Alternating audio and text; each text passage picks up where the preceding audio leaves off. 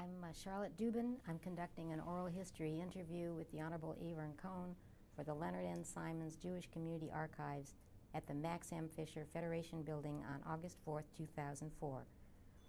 Judge Cohn, do we have your permission to use your words and thoughts in the future for educational and historical research and documentation? Yes. Start at the very beginning. Where and when were you born? I was born in Detroit on July 23, 1924, in St. Mary's Hospital. At the time, my parents lived on Churchill, which is a street running parallel to West Grand Boulevard, off of 12th Street, north of West Grand Boulevard. Who were your parents? My father was Irwin Cohn. He was a Detroit lawyer. He was born and raised in Detroit.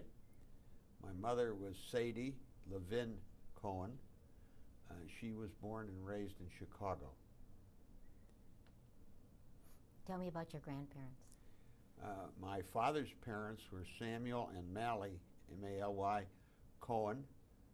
They were born in Poland. My grandfather came to the United States in the 1890s. My grandmother followed shortly thereafter. My grandfather, I imagine, began as a peddler, but as far as I know, he had a dry goods store in the Lower East Side of Detroit. Its last location, I believe, was Hastings and Winder. He retired in 1917, rather young, and lived off the income of properties he owned on the Lower East Side. My grandmother was a housewife. They were both Orthodox. My grandmother was considerably more observant than my grandfather. My mother's parents were Louis Levin and Rachel Levin. They were born, I believe, in Lithuania. I'm not sure. What is now Lithuania. My grandfather came to the United States on my mother's side in the 19th century, and he had a paper supply business in Chicago. Both my grandfather on my mother's side and my grandmother had a number of sisters and brothers, as did my grandfather and grandmother on my father's side. Can you tell me a little bit about your growing up years? My earliest, well, my folks moved from Churchill to Glen Court off of 12th Street in a two-family. I have some vague memories, very vague memories of Glen Court. They then moved to an area in Detroit called Russell Woods, the corner of Fullerton and Botosky, where I grew up from the 1st to 9th grade. I went to Winterhalter Public School on Broad Street from the 1st to 6th grade, to Tappan Intermediate on American Avenue off of Tuxedo for the 7th and 8th and first part of the 9th grade. Second half of the 9th grade, I worked at Durfee Intermediate, and then I went for 3 years to Central High School. In 1939, my parents moved from Fullerton and Botosky to Fairfield between Pickford and Margarita, and it's from there that I commuted by public transportation every day to Central High. I characterize the area in which I grew up as the Golden Ghetto. I started my Hebrew education at the Talmud Torah on the corner of Tuxedo and Homer, where I used to go every afternoon walking from Winterhalter to Tuxedo and Homer and then home. I stoutly resisted learning anything in Hebrew school. Eventually, I went to Hebrew school more or less until I was bar mitzvahed, although I had a private tutor, as many did, for my bar mitzvah. And then I completed my Jewish education at Charitable, where I went to what was called Sunday school. Until my grandfather died in 1936, I regularly attended Schwartz and sat with him rather than the junior congregation. after he died, I used to go to Sabbath services there every Saturday as a member of the junior congregation all the way through high school. You have a sister. I have a sister, Rita, Rita Haddow. She's 2 years younger than I am. And her education, secular and Jewish, more or less followed mine, although I don't think she ever went to Hebrew school.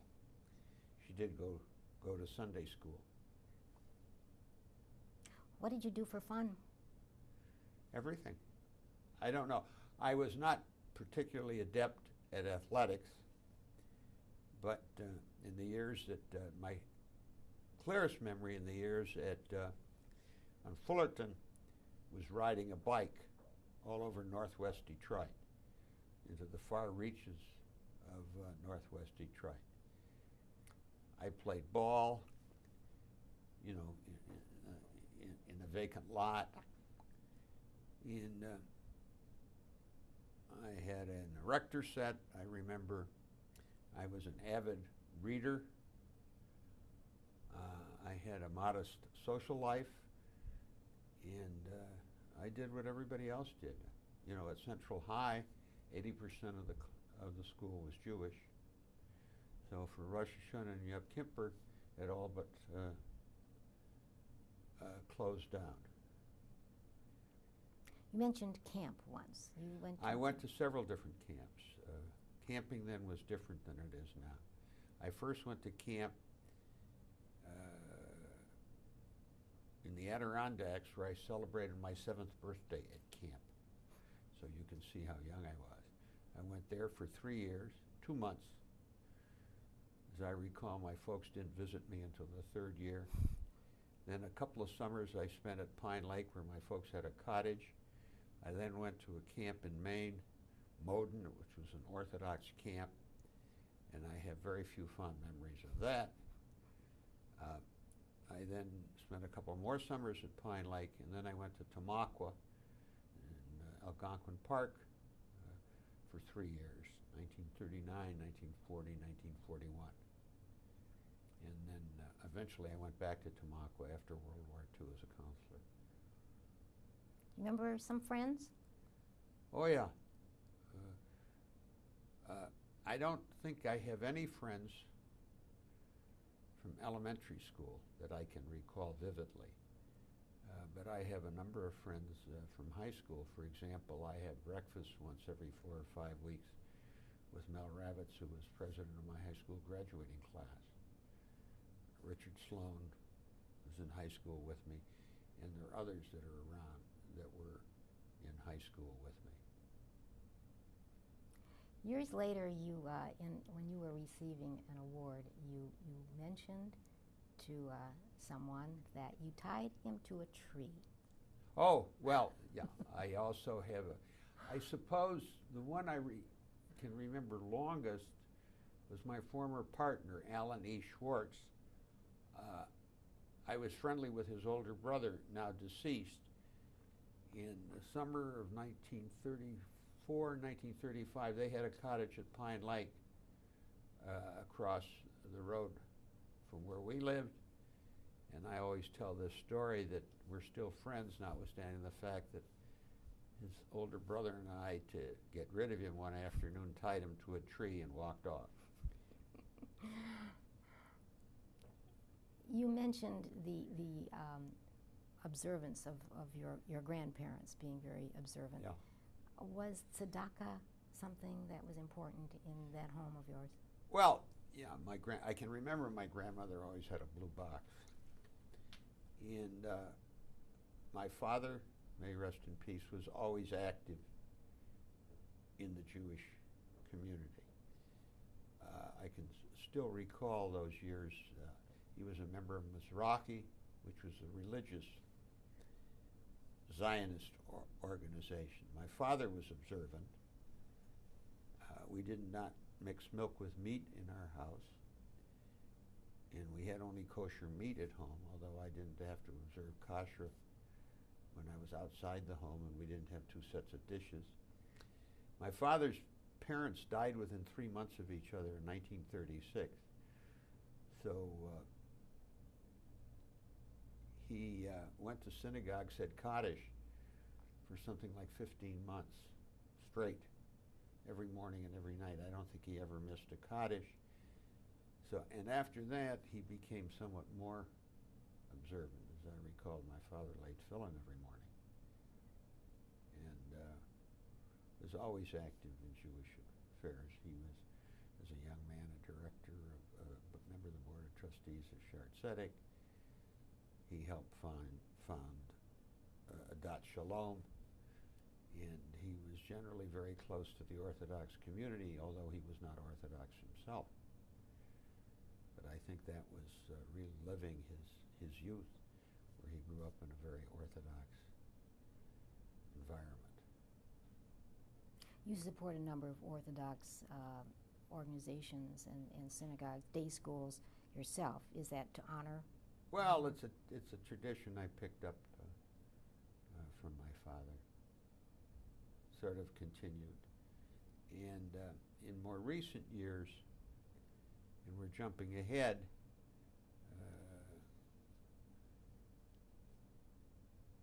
I grew up at a time when the Jewish federal judge was an important symbol to the total Jewish community.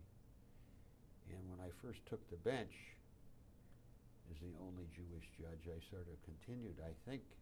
I don't want to be presumptuous in that tradition, although today we have either 5 or 6 Jewish judges I have as colleagues, so it's no longer the same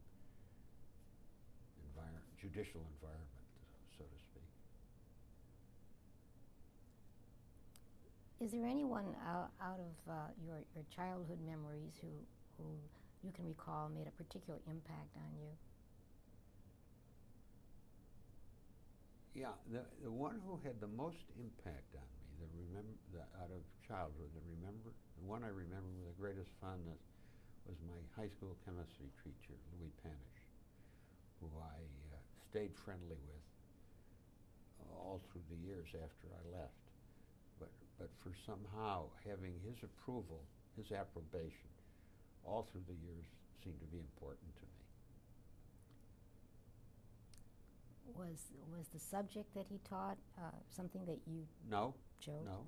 It was his presence in the high school, and he was faculty advisor to the science club, which I was very active.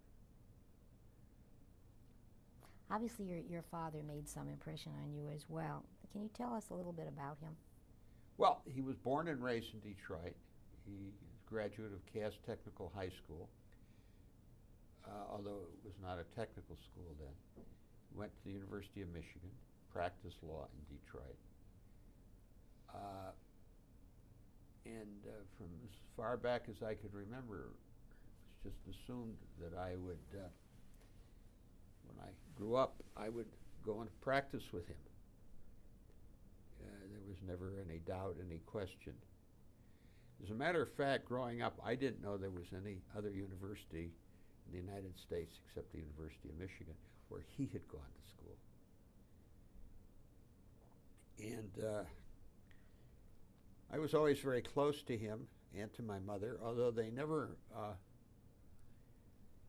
were never as managerial as parents are today. I think in the years that I grew up, the relationship of the child to the parent was not as close as it seems to be today. There seems to be today more of a, not preoccupation, but a concern about what the child will do in terms of the parent relationship. And I'm not sure in the 3 years that I went to high school, my father even knew the courses I was taking. Mm-hmm. So there was, I think, more independence. That doesn't say there was less love or less closeness. How did that independence show up in the kind of child you were, and the choices that you made? Well, you know, there was more freedom. After all, I grew up, there was much more community then.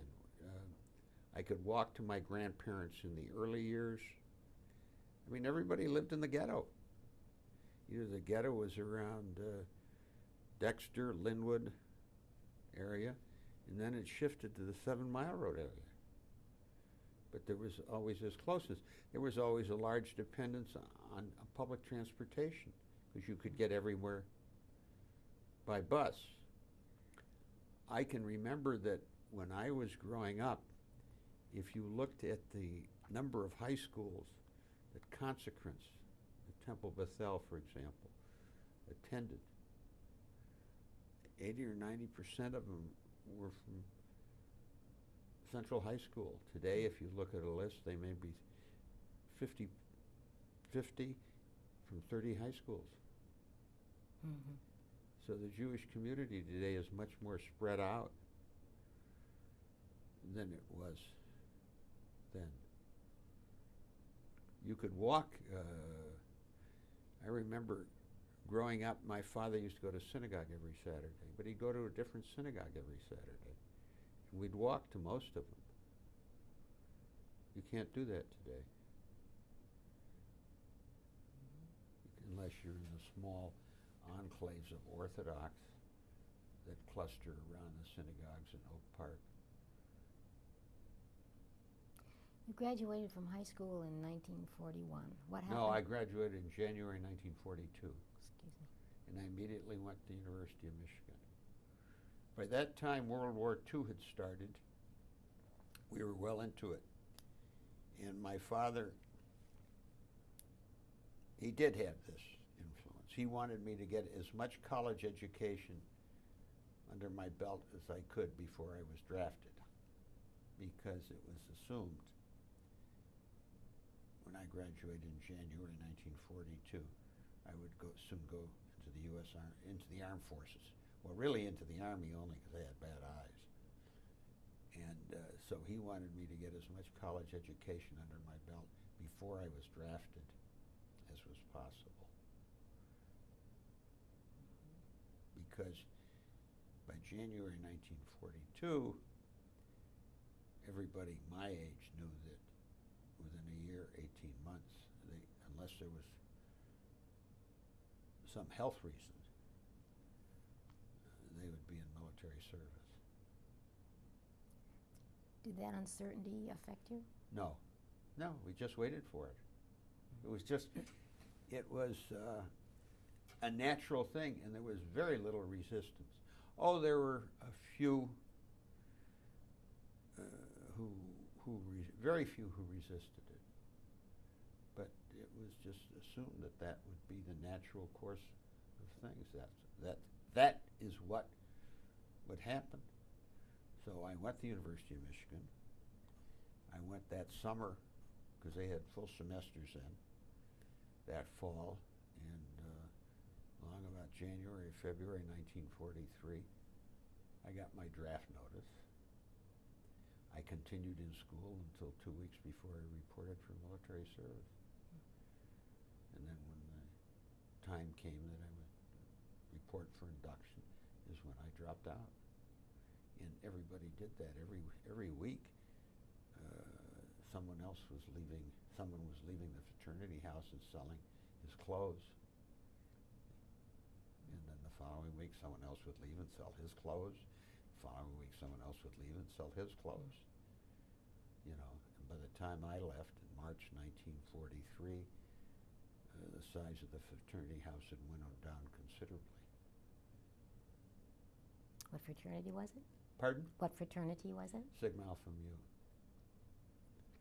What happened after you were drafted? I was in military service for 3 years. I was fortunate.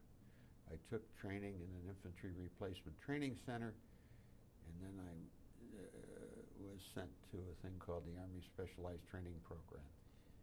At that time, it was anticipated the war could last for a very long time.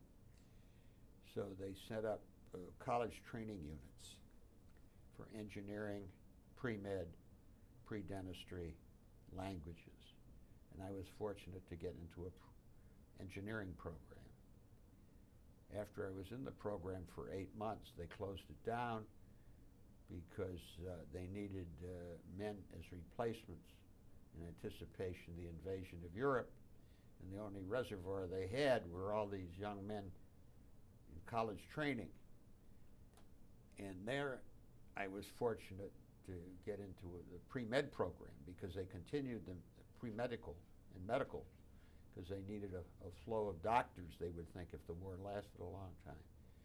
So I then went into pre-med, completed pre-med at Stanford University, and then waited for an opening of a medical school class for 8 months. In that 8 months I worked as a ward boy in an Army hospital carrying bedpans, and then went to medical school. And then the war was over, continued in medical school till I was discharged, went back for 6 weeks, and then dropped out in anticipation of going to law school. So I was lucky. I was in the Army 2 years, 11 months, and 15 days, and did not go overseas.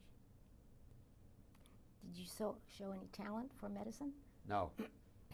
No, my father's younger brother was a doctor who I greatly admired, and I thought maybe it would be possible. I did what I was told in the Army. They gave me an exam, I took the exam, I passed the exam, they assigned me to some place. I took another exam, I passed it, they assigned me. And I sort of went with the flow. I sort of resisted it, but my father told me I was a jerk to do so, so I continued. And I do remember he said that if I complete pre-med, get to medical school, I can buy a car. So that was the incentive to continue. You never got the car? Yeah, wasn't much of a car though. All right, you went back to University of Michigan. Yeah, by that time I was eligible to go to law school. I did not have to complete an undergraduate. Did not have to get an undergraduate degree to get into law school, because after World War II, any Michigan resident who had 90 or more credit hours was admitted to the law school. And between the time I was at Ann Arbor, before I was drafted, and some of my military service, I accumulated sufficient hours, so I was admitted to law school. So I never got an undergraduate degree.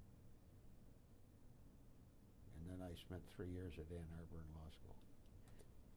Graduated there in '49. I went to work for my father. Tell us about the path to the bench. Pardon? The path to the bench. Well, the path to the bench was practicing law for 30 years and coming to a point in time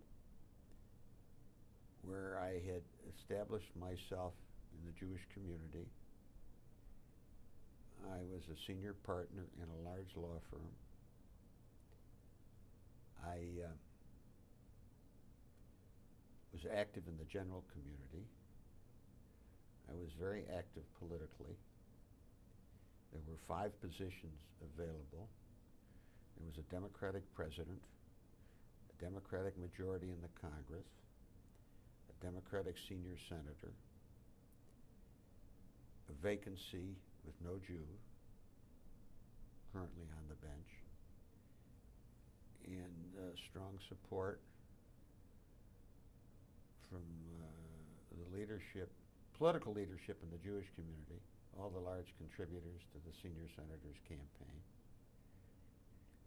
support from labor, because I'd been active in the liberal wing of the Democratic Party, support from the then mayor of the city of Detroit, because I was a strong proponent of affirmative action. And you put that mix together, and beyond that, and a merit selection committee to recommend to the senior senator, the chair of which was a very close friend of mine. And I was very close to the senator's administrative aide, who I'd been very helpful to. One of my partners in the law firm was very close to the senator. What law firm was that? Honigman, Miller, Schwartz, and Cohen. And the senator himself was not enamored of me. But given that mix, he recommended me to the president. So it was a long, complicated path. But everybody who becomes a federal judge has a story to tell of how they got there. It just doesn't happen.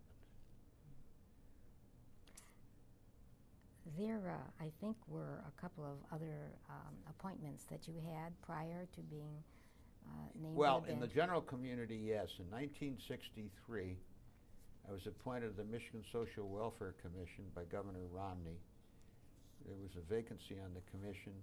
It required a Democrat by law, and my name was called to his attention by somebody, and I was appointed to that position. That board was abolished after about 9 months, and then later, in the early 70s,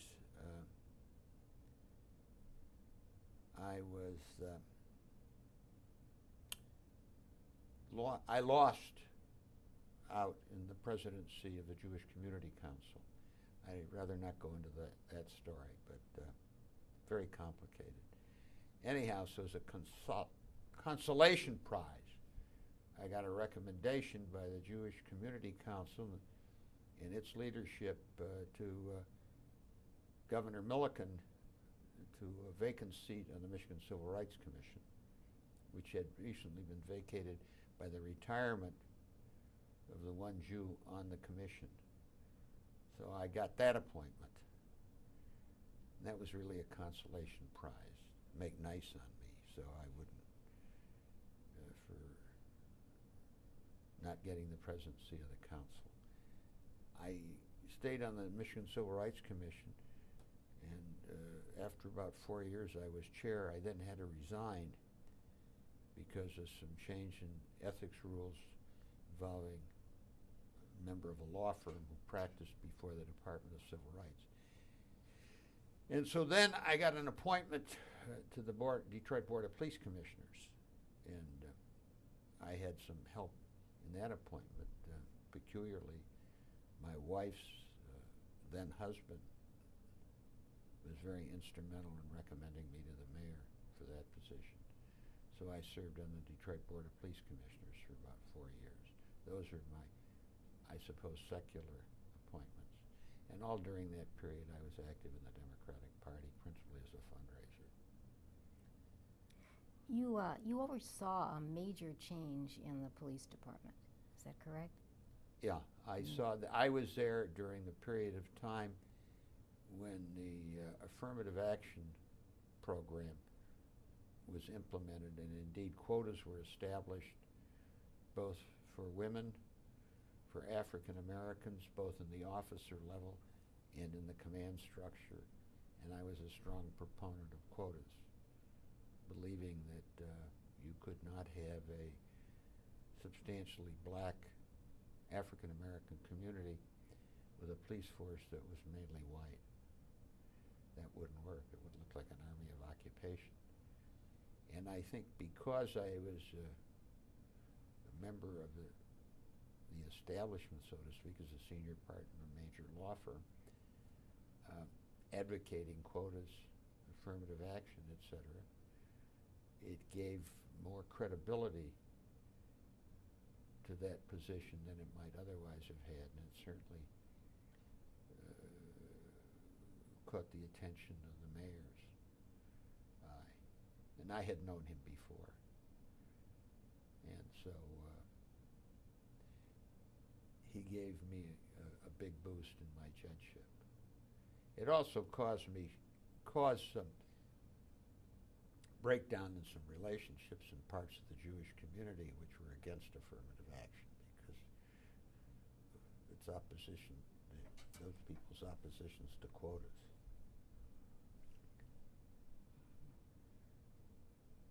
You had a lot of opposition from the community at large? Or? No, selective portions. I was active in the American Jewish Committee, and I sort of lost my interest because the committee wasn't as strong on affirmative action as I was.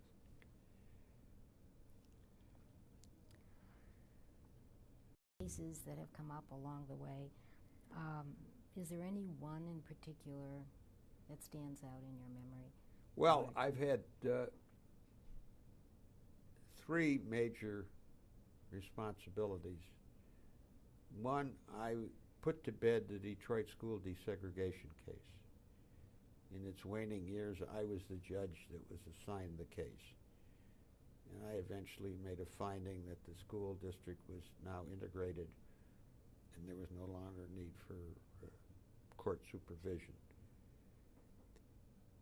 Second, I fortuitously got the first campus hate speech case. University of Michigan imposed a restrictive code on campus speech, and I was the one that declared it unconstitutional, violating the First Amendment.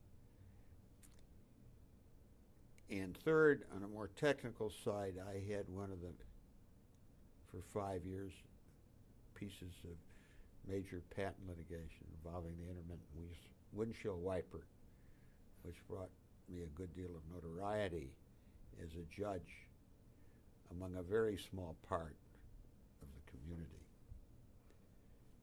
But every time I think of it, my head turns.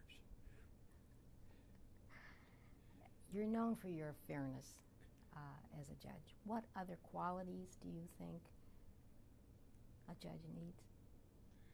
Oh, I think I bring industriousness, attention, hands-on management, a willingness to dig into a case and try and understand the competing positions. While sometimes rhetorically promiscuous, as I put it, I don't hold a grudge, and I try and bring out the best in a case so that everybody gets a fair shot at expressing their position and trying to come down without any ideological bent one way or the other. But you'd have to ask others about that. The last person in the world to explain a judicial persona is the judge. This is your 25th year as justice on the.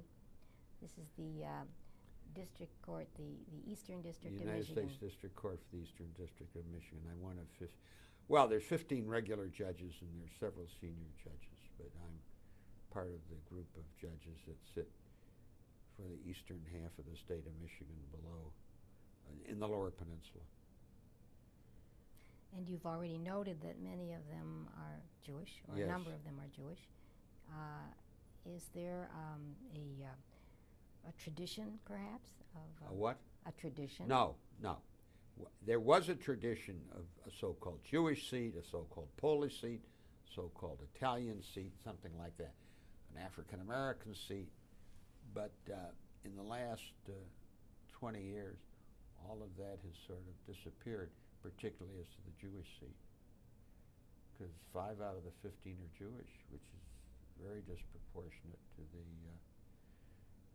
Jewish population. But I don't think when each of these people, men and women, were appointed, anyone gave much thought to the fact that they were Jewish. So that's no longer a consideration. Now, as you've mentioned, you've chaired the Michigan Civil Rights Commission. You've been honored as a dedicated civil libertarian by the American Civil Liberties Union, the American Jewish Committee, and the International Association of Jewish Lawyers and Juris. In your father's memory, you chaired a Talmudic law seminar, a lecture series for Jewish judges and lawyers.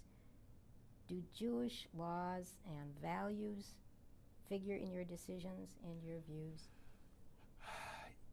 Yeah, in a way. I'm not sure how, but I think there's a tradition among American Jews of liberalism and a willingness, Brandeis once said, to understand the other fellow's position. And I think those are the values that are brought. Although in today's world there are lots of Jewish judges who are very conservative, and they might say their Jewish values led to their conservative positions. I knew I grew up in a liberal political atmosphere, environment. And most of the people who I was many of the people I was working with were Jewish. Now, how to explain that, I'm not clear, because I'm not much given to introspection. But I've always been conscious of the fact that I'm Jewish. So I think when I sit up there and makes decisions to some extent, how I act, how I respond, has an impact on the credibility of the Jewish community. Because I still think people look at me as an American Jew, not just as an American. Let's talk about the Jewish community a little. How and why did you choose to get involved with the Jewish Federation? Well, I've been thinking about that. I can't really respond. After all, my earliest memory of a charitable gift was at the cornerstone laying of Schwartz at Chicago and Lawton, when as part of the afternoon, I vaguely remember they had somebody with a hat or a basket, and kids were running up with dollar bills or quarters and contributing in some fashion. There was some fundraising right on at the cornerstone laying. And I always remember taking money to Sunday school, because every Sunday when you went to Sunday school, they passed the hat, so to speak. And I know when I was in law school, I belonged to a Jewish fraternity, Tau Epsilon Rho, and I can remember during the campaign soliciting other Jewish students for contributions, $5 or $10. So I started as a solicitor in law school. When I came back to Detroit, I was single, and other friends that were now in Detroit were active in the junior division of the Allied Jewish campaign. So I became active in the junior division. It was almost, well, it's where you met people. You know, it was part of your social life. And in 1951 and 1952, I went to Israel. So when I came back each time, I was one of the few people of my peers that had been to Israel. So I was invited to speak about what I saw in Israel. And after that, it was just part of my social life. And I continued to be active in the junior division. As a member of the junior division, I got a position for a year. Board of the Hebrew Free Loan. I think maybe for a year I was on the board of an agency that used to meet, and I can't remember which one it was, but they met in the upstairs offices by the Avalon Theater. That's where they had their office, on Davison and Linwood. Whoever had its office on Davison and Linwood in the Avalon Theater building, I was on that board for a while. And then I got active in the Jewish Community Council.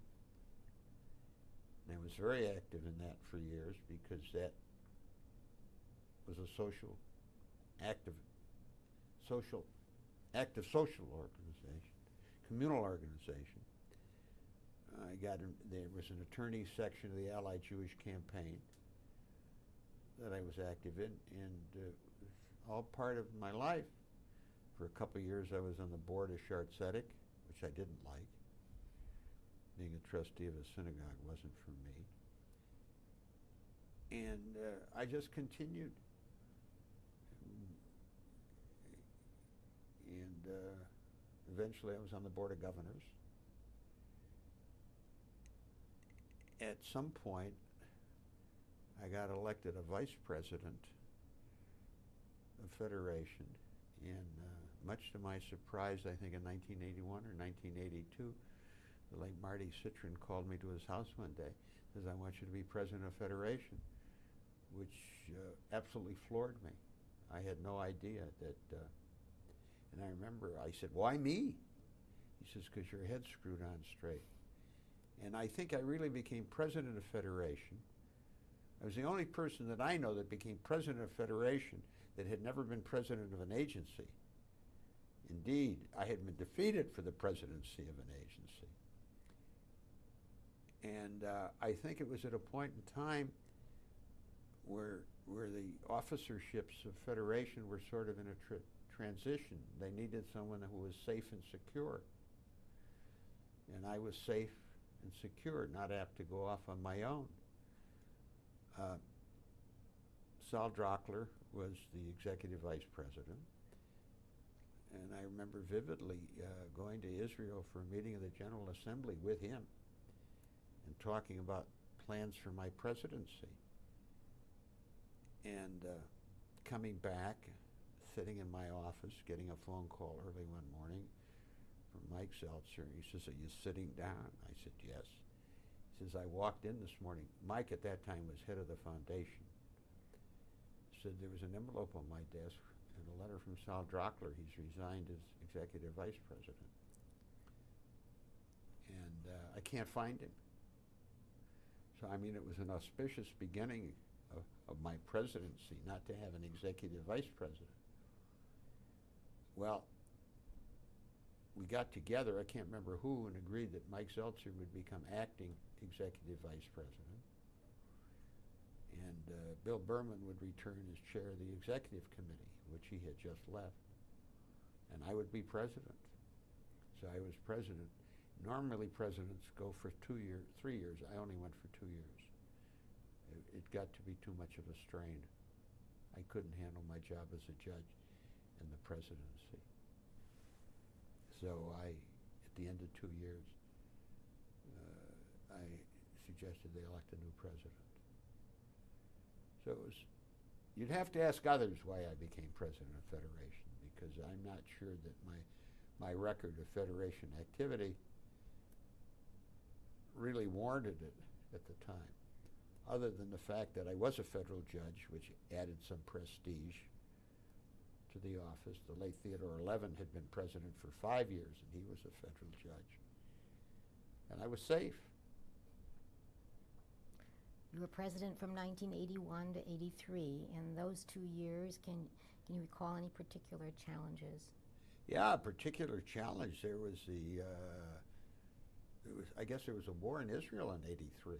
We had an emergency campaign, and we had to deal with whether we would have an extra campaign, an add-on to the campaign, and we had a couple of very tense meetings of the executive committee on Sunday mornings. And I remember one particular meeting, we couldn't decide what we were going to do, so I said, "We've got to meet again." And we were trying to argue a date, and everybody had a different view of what date we should meet. And I finally just said, "We're meeting next Sunday morning at 10 o'clock, and this meeting is over."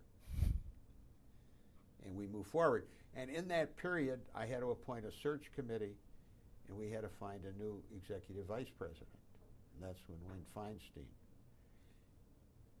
was chosen. And I can remember rather vividly picking him, offering it to him, and then someone telling me he wants to be executive vice president immediately. He doesn't want to wait a year under Zeltzer. And I looked at him, I said, "If he doesn't want to wait a year, he doesn't get the job." And you know, people were arguing. I said, "No, if he can't wait a year, we don't want him." So he waited a year. So I was always very definitive in whatever decision I made, whether it was a good one or a bad one. There was never any doubt or any vacillation. I've been good at that, I think. What do you think are the major challenges that Federation faces today and the community? Well, the major challenges it faces today is its contributor base is continually changing. And it's got to find replacements for large contributors. You find as you grow older, two things happen. You have fewer friends and you take more pills every morning. And this community is changing. The demands locally are increasing. There's a heightened consciousness of the need to support Jewish education in the day schools. Day school education has become a big thing in the community. Now, I don't know how many children it actually touches, but all of the day schools are flourishing in terms of numbers, but they're not flourishing in terms of income. And I'm not that close otherwise.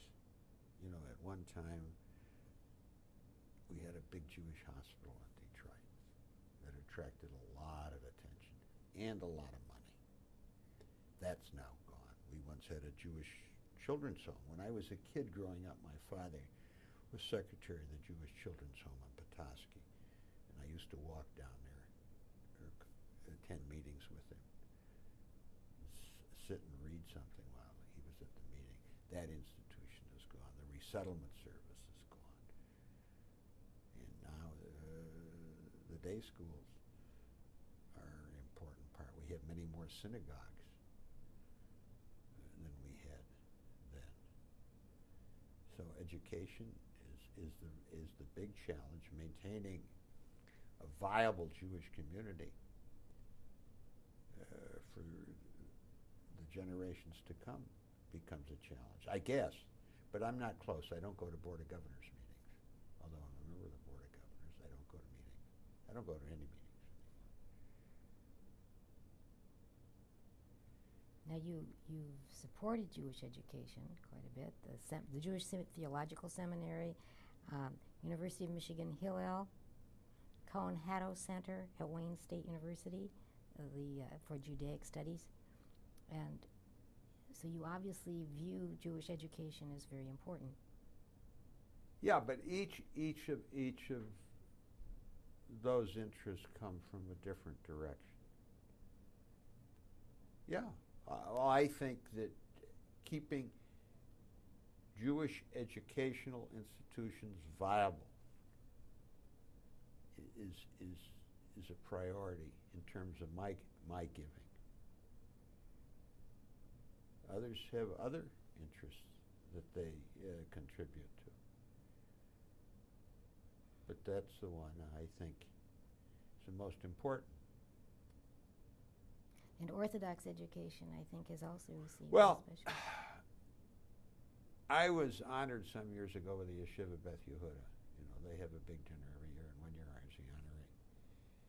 And in the course of, in my speech, I said that the Jewish community is like a symphony orchestra. The Orthodox community is the violin section. You can't have a strong Jewish community without a strong Orthodox component, because as you move out from Orthodox to conservative reform, there's a fall off.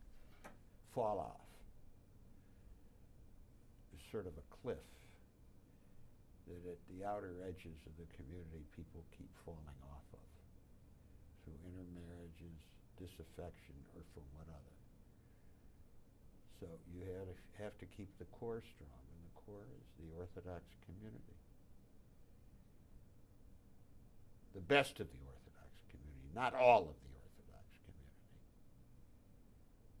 But that's the central, that's the heart of Judaism. I believe you've made a significant gift to the Orthodox day schools through the Millennium Campaign, is that correct? Yes. Well, I was asked to contribute to the Millennium Fund, and at the time the market was up, and I was in a position to do so. And I hit upon that as the direction I would like it. It's the Samuel and Mally Cohen Fund, named after my grandparents. And it's apportioned out amongst Orthodox educational institutions. Let's turn to Jewish history. Pardon? Jewish history is a particular interest of yours. Yeah. You're founding chairman of the Leonard and Symons Jewish Community Archives. Yeah, because I was asked to be. The Irwin Cohn Cemetery Index.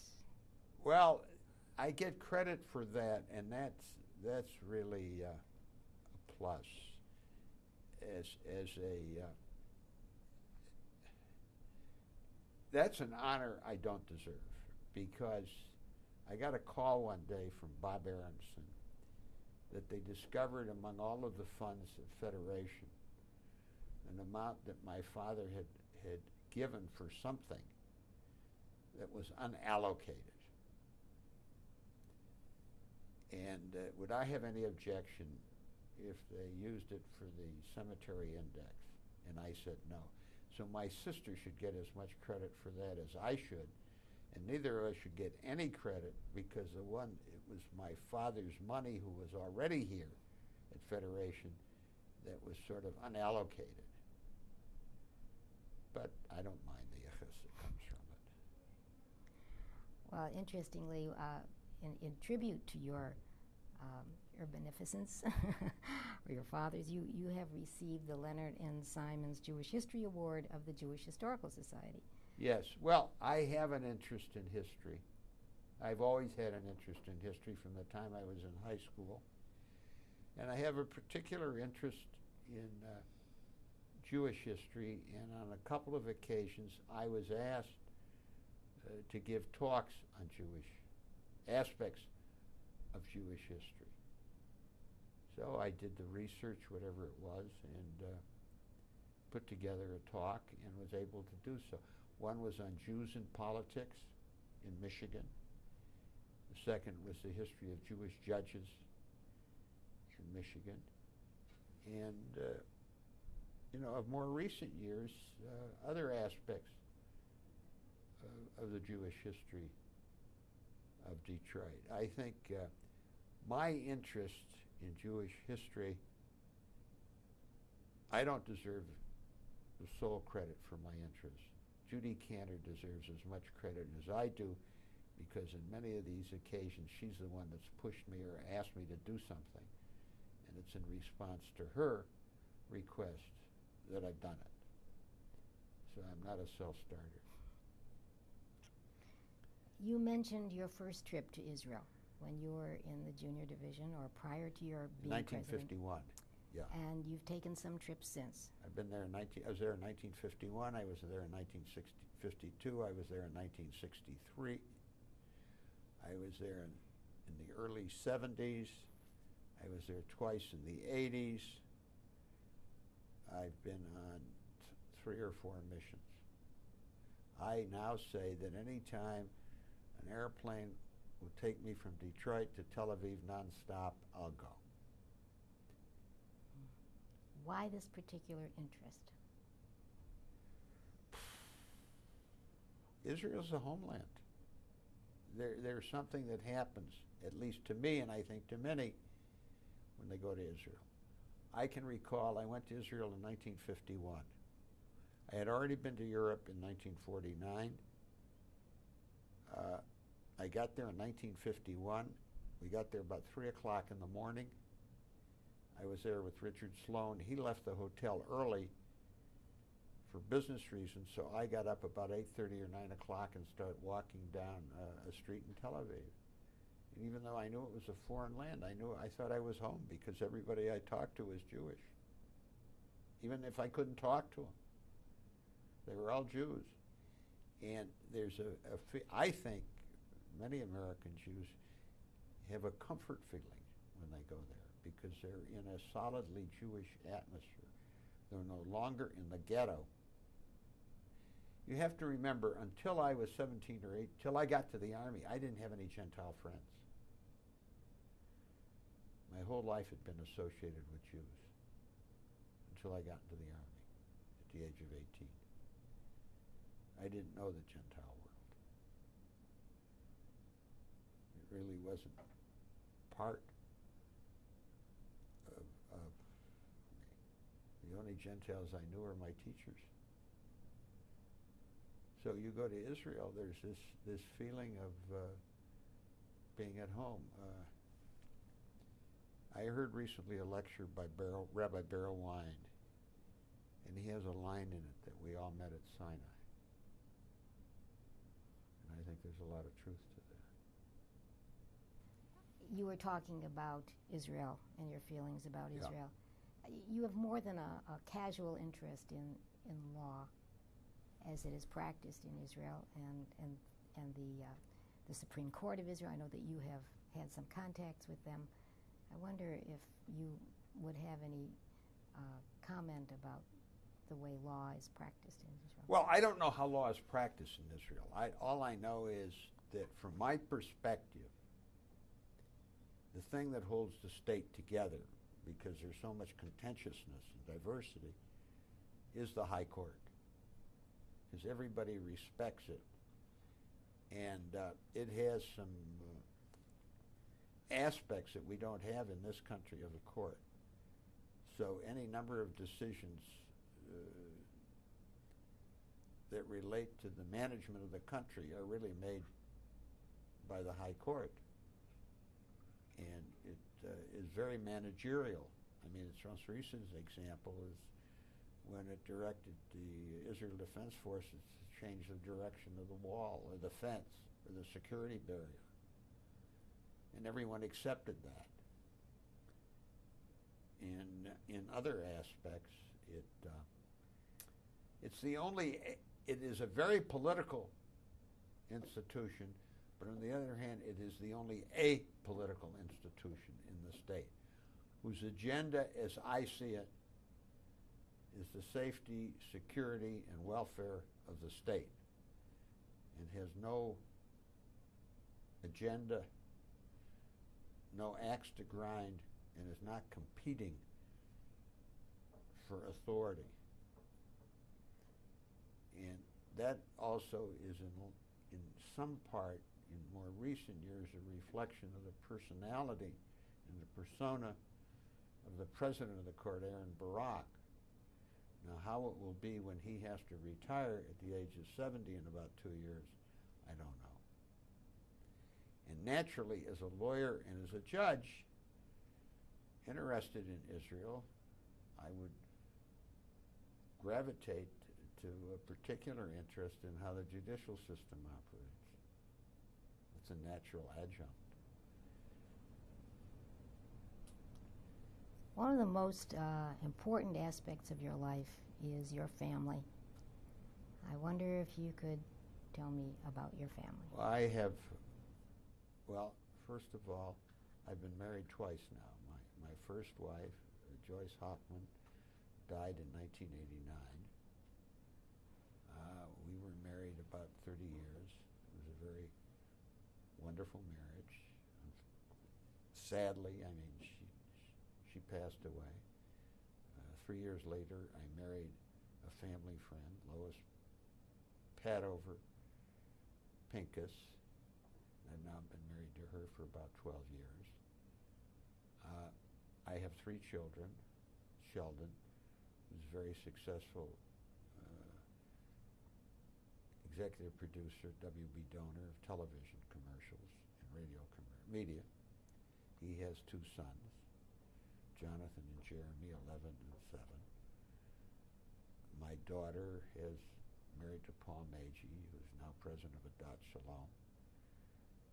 They have 5 children, Harrison, Elise, Daniel, Bennett, and Hannah, ranging in age from 3 years. They have a younger son, Tom, who has got a 2 handicap in golf, which is very enviable.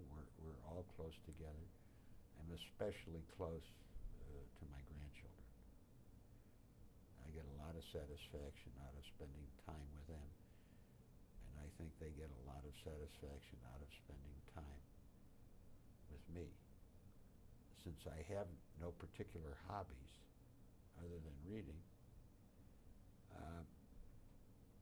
I spend a lot of time with them, one-on-one, two-on-two. I've taken each of my daughter's 3 older children, Harrison, Elise, and Daniel, to Europe individually, just the 2 of us. For the last 3 or 4 years at Thanksgiving, I've taken Sheldon's sons and 2 of Leslie's sons away. Last year, we were at the Ohio Caverns The year before we were at Mammoth Cave. The year before we were in New York City. This November I'll take the 4 of them to Niagara Falls. I have yet to go one-on-one with my daughter's 3-year-old. But maybe that'll change. It will change eventually, but at this point, she's not interested in going with me one-on-one. Best I was able to accomplish is last Saturday. I took her to lunch, but her 2 brothers had to come along. Then she was happy to go.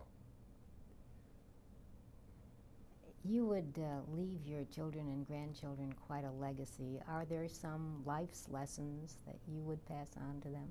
No, I don't think about those things. You know, whatever it is, it is. But I don't give any thought to something like that. Is there anything that we haven't talked about or a question I haven't asked that you would like to No, add? not particularly. I mean, no, I don't. You can look down your list. That's the very last number on the list. You did ask me to think about what 3 honors I've gotten that I was most impressed with, or I found the most satisfaction. And I thought about, that's the only thing I thought about last night in anticipation when I looked at the list. And you know, people honor you both because of what you've done and because they think you're a vehicle for attracting people and raising money. You know, I don't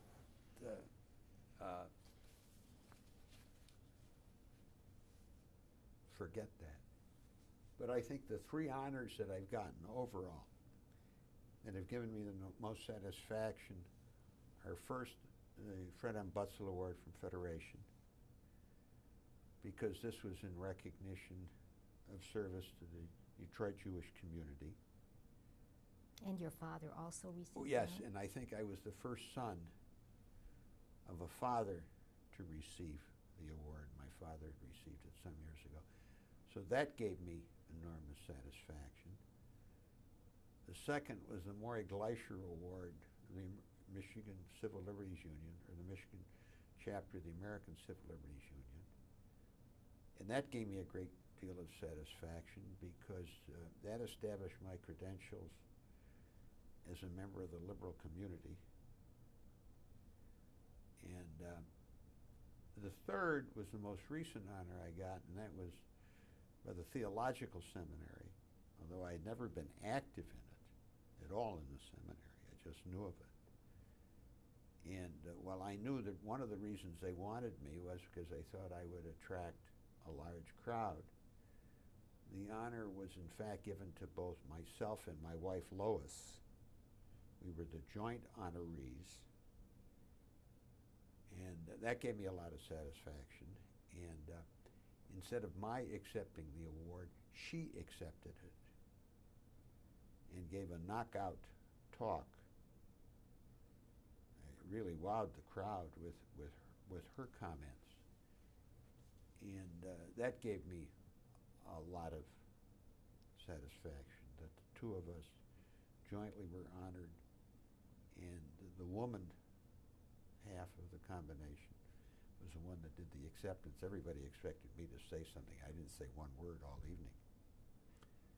She did. So it was those 3 awards that I think over the years, as I look back, I don't really look back much and think about past accomplishments. I think about past cases only because I use them as examples to lawyers when I'm trying to accomplish something with the lawyers. But I am not given to much introspection. I take each day as it comes. And I think I get along better that way and figure what will be. The other thing that we haven't mentioned that I get some satisfaction out of is for the last 5 years, every June, I've taken a canoe trip, first with my older and younger son, and for the last 3 years with my younger son. And this most recent trip was in June when the three of us went on a canoe trip on the Mississippi River in a 27-foot canoe with 5 people. The guide, 2 paddlers, and the 2 of us. And I camped out on islands of the Mississippi River for 2 nights. And at my age and with my back, I considered that quite an